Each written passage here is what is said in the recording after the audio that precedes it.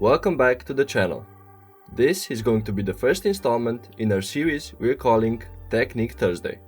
And today is all about pull-ups.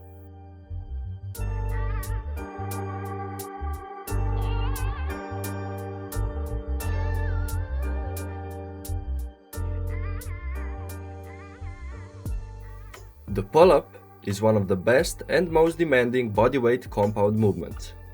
When performing the pull-up, we target our back and arm musculature.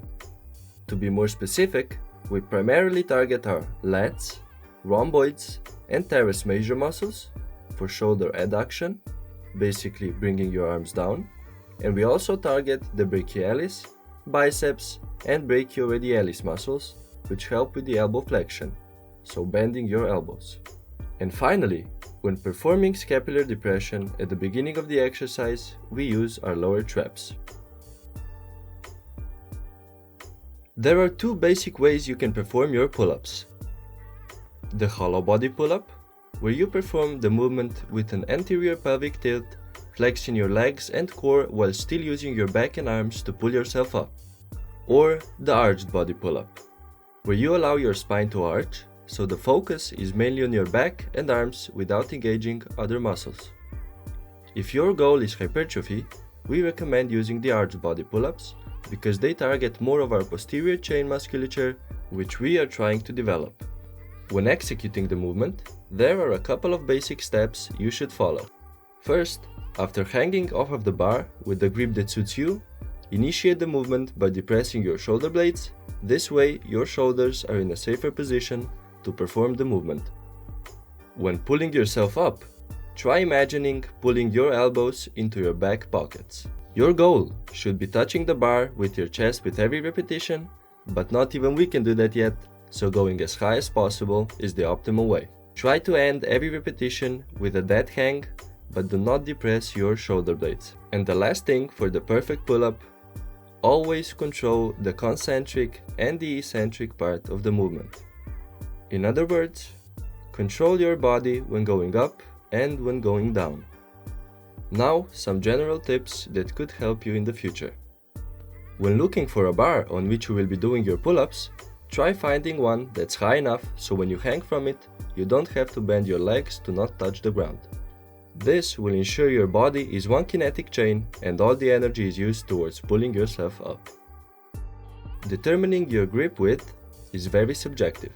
We recommend using a grip that's about 1.5 times your shoulder width. Going wider than that shortens your range of motion and could lead to wrist and shoulder pain.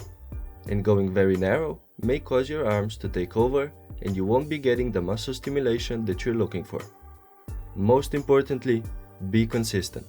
Choose a grip that works well for you and stick with it. One thing that might help is always looking up. Our body will always go where we're looking. Imagining that you're pulling the bar towards yourself and not yourself towards the bar might also help you perform more reps. Here are some mistakes you want to avoid when performing the pull-up. Not using full range of motion. Don't perform only the bottom or only the top half of the movement. Remember, quality over quantity. Using momentum when performing the pull-ups. You shouldn't swing or use leg drive to pull yourself up. If you can't perform a repetition with the correct form, stop the current set, rest, and then continue with the next set. Finally, pull yourself up evenly, not to one side or the other to avoid muscle imbalances. Not everyone can perform pull-ups. Some are still working towards their first one. We all gotta start somewhere. So to help you out, here are some exercises to help you on your way of doing your first pull-up. One of the easier movements you can do is an Australian pull-up. Find a lower set bar and pull yourself towards it. The more horizontal your body position is, the harder the movement becomes. Another way of training for the pull-up is using resistance bands. There's a variety of them out there, so use whichever ones offer you the help you need, but don't make the movement too easy. You can include them in your workouts until you can do a pull-up without any external assistance. And the last exercise you can do is the jumping pull-up, where you jump towards the bar and the momentum helps you reach the top. When using the jumping method, try slowing down the negative part of the movement as much as you can. All the things that we mentioned in the video helped us perform our first pull-up when we began working out. So be consistent and you'll be doing perfect pull-ups in no time.